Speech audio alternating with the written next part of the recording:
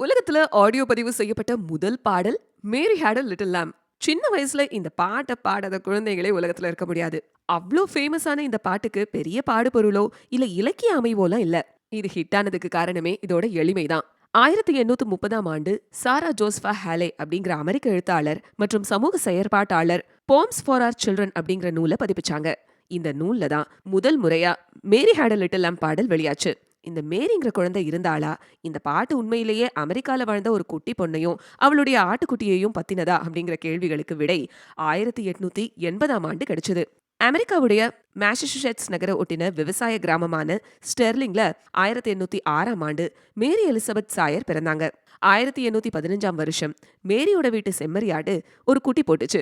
போதுமான அளவு உடல் வலிமை இல்லாம பிறந்த அந்த குட்டிய அந்த தாய் ஒதுக்கி விட, அதன் மேல பரிதாபம் கொண்ட மேரி அந்த குட்டியை தூக்கி வளர்த்தாங்க. சிறுமி மேரி போகக்கூடிய எல்லா இடத்துக்கும் அந்த ஆட்டுக்குட்டியும் போச்சு.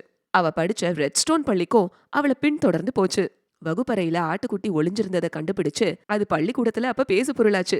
அடுத்த நாளே மேரியினுடைய வகுப்பு தோழன் ஜான் ருல்ஸ்டோன் ஆட்டுக்குட்டியுடைய சாகசத்தை கவிதை வடிவில எழுதிட்டு வந்து மேரி கிட்ட கொடுத்தான். அந்த ஆட்டுக்குட்டி வளர்ந்து 3 குட்டிகளை போட்டுச்சு. அதுக்கு 4 வயசு இருக்கும்போது மேரி வீட்ல இருந்த மாட்டுடைய கொம்புல சிக்கி அது இறந்து போச்சு. இந்த பாட்டை எழுதின ரோல்ஸ்டோனும் தன்னோட 17வது வயசுல அகால மரணம் அடைஞ்சிட்டாரு.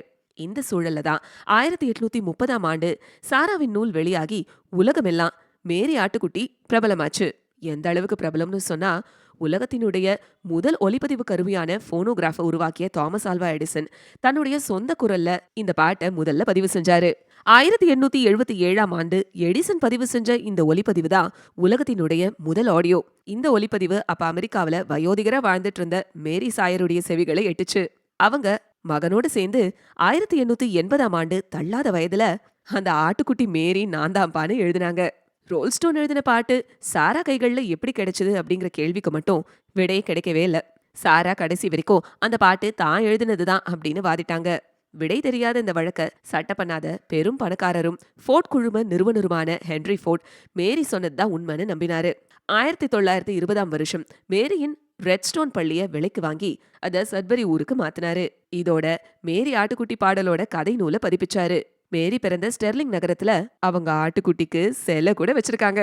எடிசனுடைய குரல்ல பதிவு செய்யப்பட்ட உலகின் முதல் ஆடியோல Mary had a little lamb பாட்டை நாம கேட்கலாம்.